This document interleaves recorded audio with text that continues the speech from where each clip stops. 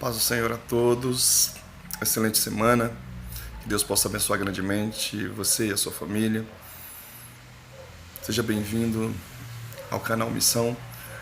Quero declarar uma palavra de bênção sobre a tua vida, baseando em Josué 14, verso 9, onde Josué começa a dividir a herança ao povo de Israel, que receberam como promessa desde a época de Abraão.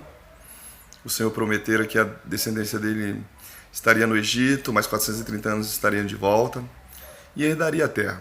E como a palavra de Deus não volta atrás, não volta vazia, o Senhor vai cumprir a promessa.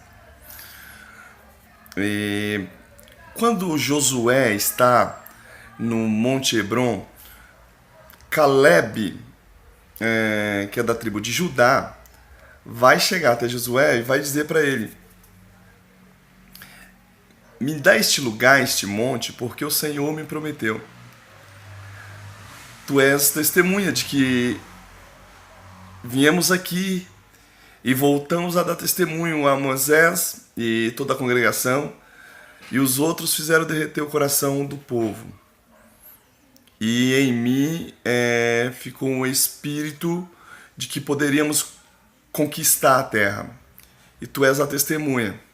E o Senhor me falou naquele dia que me entregaria o lugar onde eu havia pisado. E 40 anos tinha eu naquela época. 45 anos tem que o Senhor falou esta palavra. Eu estou com 85 anos. E estou forte como um jovem, como um adolescente. E posso entrar e sair e guerrear. E posso conquistar muito bem. E Josué não tendo como questionar, porque ele ouviu, era testemunha, ele viu que Deus havia falado a respeito de Caleb, a respeito de Josué. Ele o abençoa e entrega a tribo de Judá com a liderança de Caleb para conquistar. Em cima desse texto, contexto, qual é a aplicação para a tua vida? Qual é o exemplo que nós temos de Caleb? Primeiro, os gigantes que enfrentamos na vida não é suficiente para nos impedir as conquistas e as promessas que Deus tem nos feito. Segundo, Deus tinha falado com ele há 45 anos. E a palavra estava dentro de Caleb. A palavra estava no coração dele. A palavra entrou no coração dele. Os dias passaram semanas, meses, anos. Estava lá dentro, 45 anos, o camarada lembrou daquilo que Deus falou. E nós? Quanto tempo nós lembramos da palavra? Qual foi a palavra que o seu líder ministrou no domingo? O que você esteve em um lugar e alguém ministrou, a palavra que falou contigo. Você lembra de qual palavra? Quando você se converteu, houve uma promessa de Deus que ficou evidente na tua conversão, mas a promessa era antes que você fosse gerado. Qual delas você guardou? Quantas ministrações você ouve durante a semana, durante os finais de semana?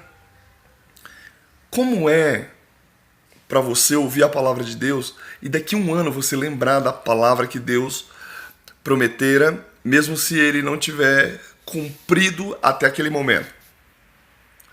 Olha a diferença de Caleb. Ele disse: o Senhor me manteve em vida em cima da sua promessa, porque em mim havia um espírito reto.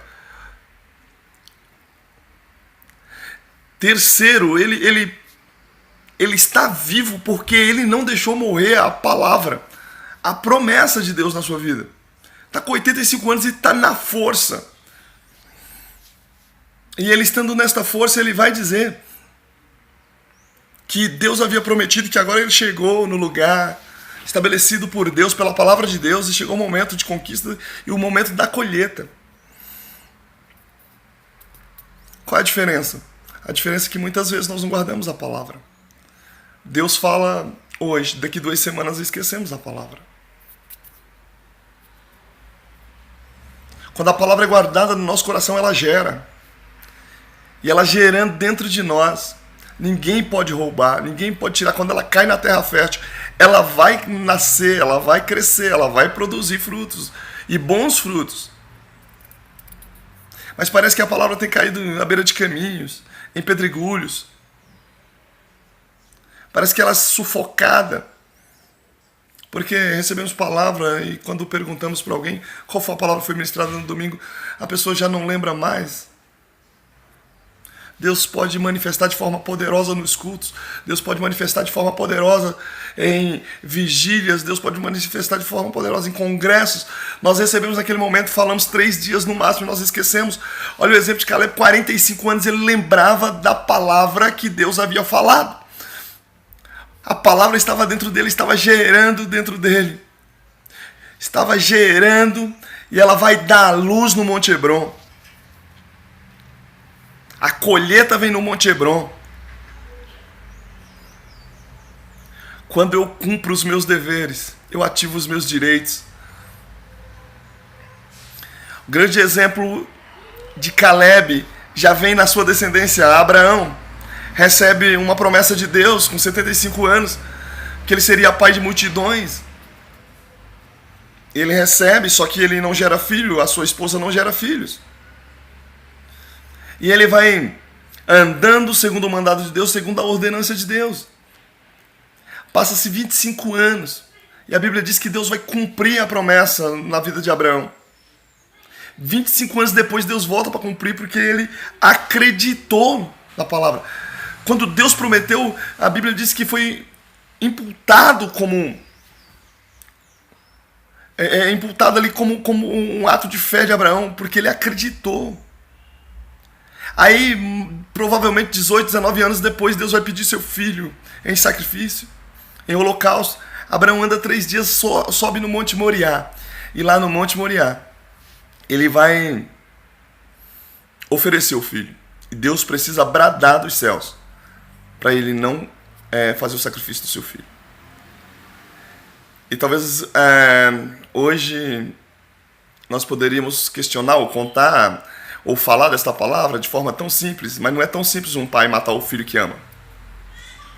Isaac era o filho da promessa. Você pode falar que Isaac teve mais 6, depois com outra esposa, teve Ismael, mas Isaac é o filho da promessa, do legítimo casamento com Sara. Então como é que o pai pega o filho que amas, e Deus diz o filho que tanto amas, que tu amas, e oferece em sacrifício? E ele sobe no Monte Moriá, e ele vai sacrificar o filho. É um ato de sacrifício rompendo todo e qualquer tipo de obstáculo do coração para ouvir a voz de Deus.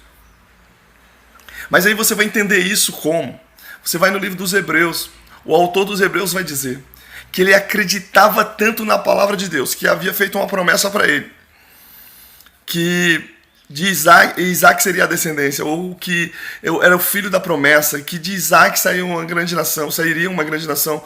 Quando ele lembra disso, ele vai sacrificar o filho, sabendo que Deus era poderoso para cumprir a sua palavra, e tão poderoso que até se ele matasse o seu filho Isaac, Deus o ressuscitaria para cumprir a sua promessa que havia sido feita entre 43 a 44 anos atrás. Abraão não esqueceu em nenhum momento. Toda vez que Deus falava com ele, ele guardava a palavra gerava em Abraão, veio gerar Isaac. 25 anos depois, mais 19 ou 18 anos, o Senhor vai pedir o filho em holocausto e ele vai cumprir ao pé da letra, porque ele está com a palavra dentro, dizendo: a palavra está dentro de mim. Ele vai cumprir porque ele é poderoso. Guardemos palavras. Guardemos aquilo que Deus falou. Lembra daquilo que Deus te disse. Lembra quantos anos faz a ministração que entrou no seu coração, que falou contigo, que falou a respeito da tua família. Não importa aquilo que está acontecendo hoje, qual é o tipo de guerra que você está enfrentando hoje.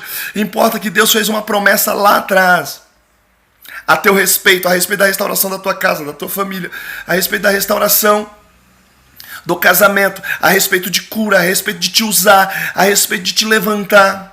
Talvez pastores estejam ouvindo, líderes estejam ouvindo e parece que a promessa nunca chega. Eu tenho uma palavra de Deus para a tua vida. Gera no teu coração a palavra que você ouviu há muito tempo. Deixa ela gerar dentro de ti.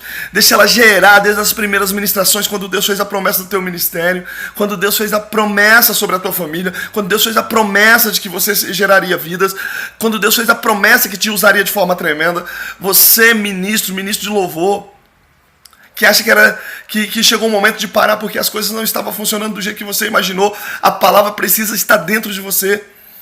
A palavra de Deus precisa estar dentro de você, porque agora chegou o momento de você saltar o Jordão, de você passar o Jordão e você entrar no lugar onde Deus tinha estabelecido por promessa em você. Se Deus te manteve em vida, não importa quantos anos você tem, ainda que você seja como Caleb, pode dizer, eu tenho 85 anos e estou na força.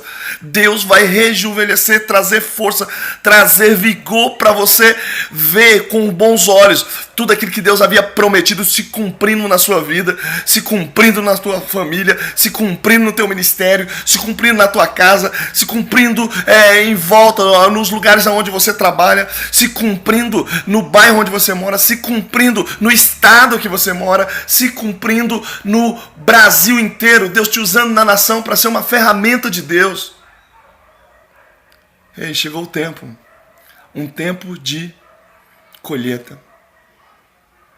Chegou um tempo. Chegou o tempo, querido. A palavra está viva. A palavra não morre. A palavra não passa.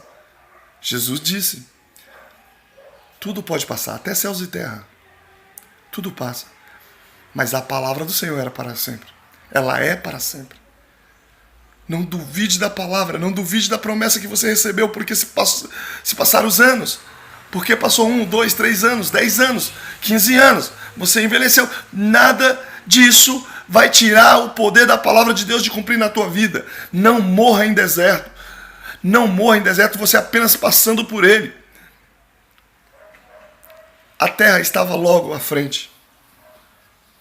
Mas para aqueles que duvidaram da palavra de Deus, o fracasso foi no deserto. Mas para Caleb, ele não via a hora de chegar. Os gigantes não foram páreo para impedi-lo. Os gigantes não o assustaram.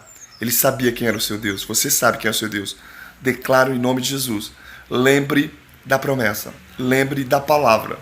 Lembre da palavra que o Senhor falou há muito tempo atrás. Começa a guardar a palavra. Quando ouvir a palavra, guarde ela no teu coração. Guarde. Fica na palavra. Porque você vai entrar. E as pessoas serão testemunha do teu lado. De que você tinha um espírito excelente. E que você ficou para viver a promessa. E quando você chegar em um lugar onde Deus te prometeu, você vai dizer: este lugar é meu. O Senhor me prometeu. Isso é meu. Este casamento é o meu. Esse ministério é o meu, que Deus prometeu. E você vai entender que a palavra de Deus se cumpre na sua vida. Amém? Recebe essa palavra de edificação para a sua vida. Eu quero te abençoar no nome de Jesus. Declarar toda sorte de bênção. E que o Senhor possa te levantar e te usar de forma sobrenatural. Que você seja ferramenta nessa nação. Te abençoe em nome de Jesus. Amém?